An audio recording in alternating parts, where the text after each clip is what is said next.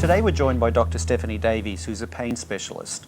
For many people that are suffering from chronic pain, it can be debilitating, can be frustrating, but it's something that can be managed. Hi Stephanie, welcome to the couch. Got it. Hi Frank.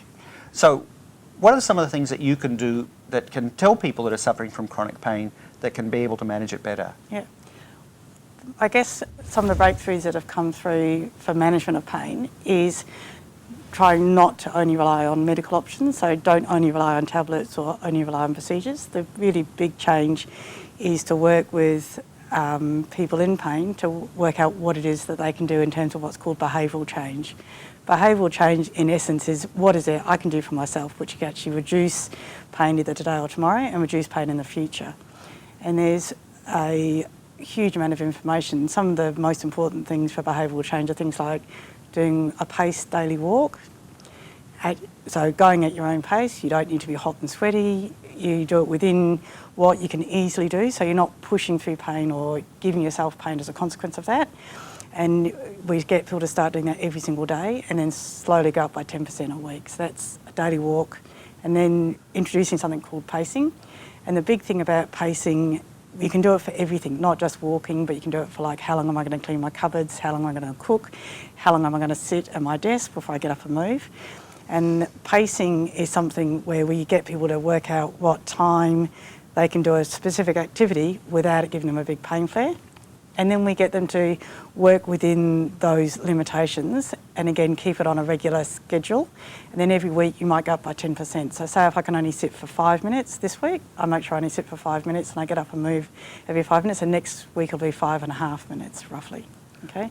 But you do find that people are able to identify their body's signals and get much better without having to just rely on a chemical solution. Yeah, I think there's the way our world is constructed at the moment, people expect if they go and see a doctor that there might be a simple fix. And certainly for some parts of medicine there are. So there are some good things like, Ventolin puffers if you've got asthma. If you've got diabetes, not only can you adjust your diet, but there's different medications, so insulin or tablets which can bring down your blood sugar.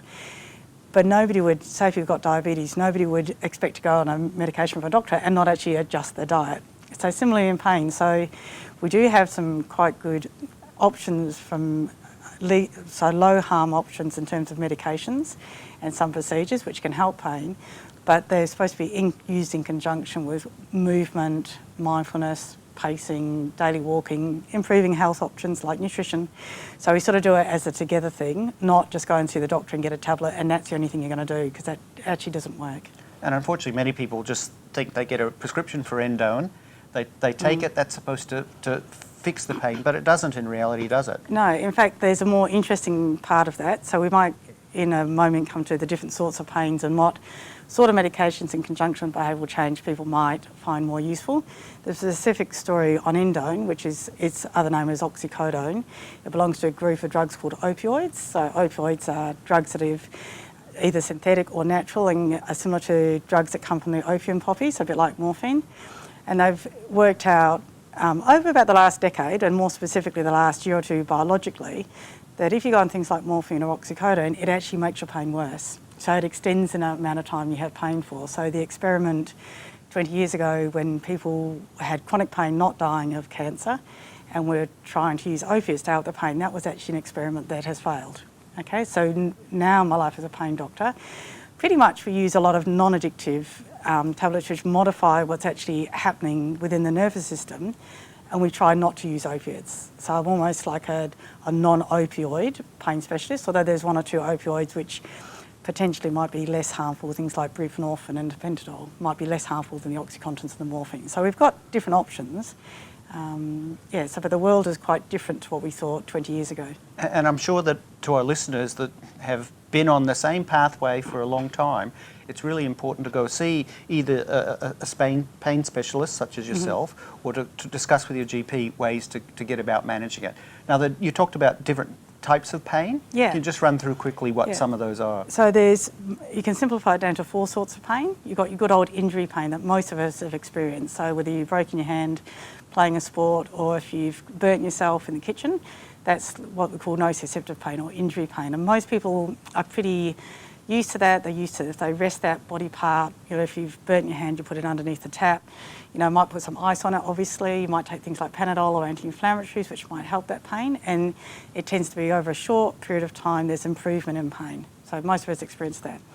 There's also what's called inflammatory pain. And so this is, say, people who say they've got rheumatoid arthritis, or say even initially when you get that burn, associated with that, you might also then get inflammation, so it gets hot, red, and sort of tender to the touch. And so if you have an inflammatory component of your pain, that might be when you use like anti-inflammatories, the non-steroidals, which are like doctor-type tablets, or high-dose fish oil. Okay? So Stephanie, unfortunately, we're just about out of time. Oh, no. There's so many things that we can talk about. I'm sure that our listeners have got enormous amounts. You've written a book which is largely about the behavioural aspects associated with managing your pain. I think that for people that suffer from chronic pain, they would have gotten an enormous amount out of this. Fred, no doubt we'll get Stephanie on again in the near future to talk about some of these issues We sure will. and take it to the next step.